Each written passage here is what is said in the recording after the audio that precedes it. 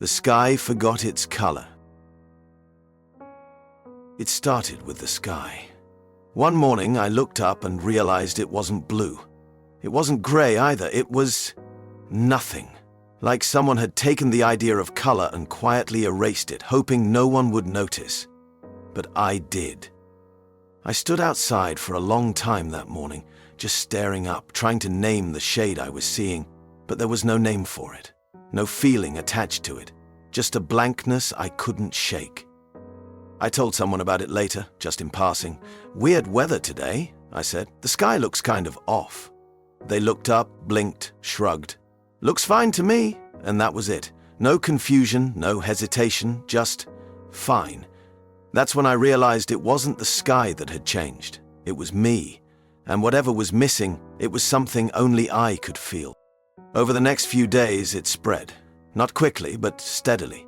I noticed it in the trees first. The green didn't seem to breathe the way it used to. Then in voices. The ones around me sounded flatter, like someone had turned the warmth down. Coffee didn't taste right. Music felt like noise without meaning. Nothing was wrong exactly, just duller. Like I was living in a copy of a place I used to love. I tried to push through it. I smiled when I was supposed to, nodded during conversations, posted pictures, answered texts. I told myself it was a phase, a mood, a trick of the mind. But the more I tried to ignore it, the more present it became. The absence, the stillness, the sense that the world was carrying on without me, just slightly out of reach. I started avoiding mirrors, not because I didn't like what I saw, but because I wasn't sure the reflection was entirely mine anymore. There was something off about the way my face looked back at me.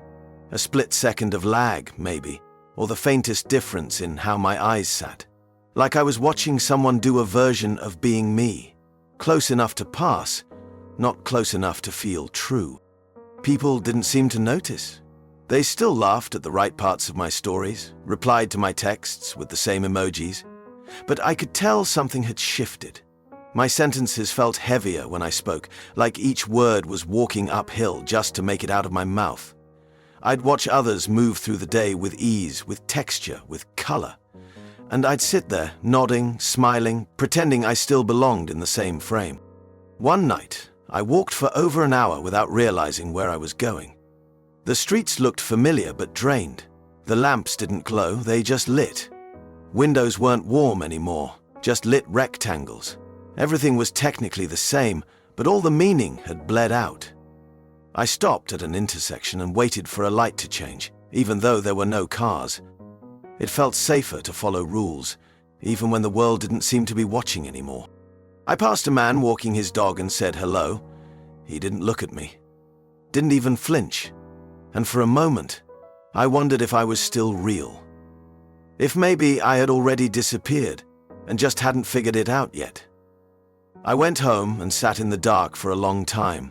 Not sad, not scared, just quiet. Like I was waiting for something to arrive, or maybe for something to leave. There was a morning where I didn't want to get out of bed.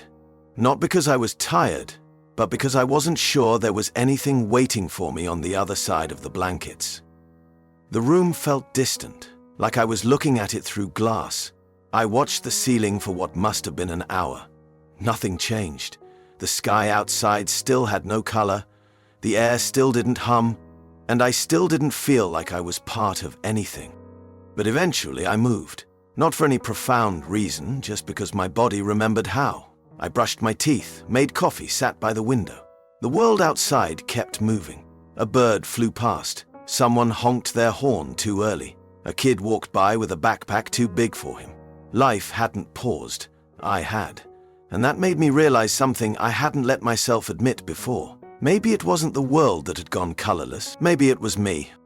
I wanted to believe it would come back. The taste, the warmth, the depth.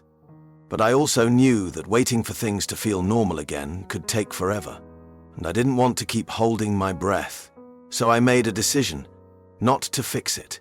Not to fight it. Just to stay. To keep showing up. To keep stepping into days that felt like copies. To be there, even if I didn't feel fully there.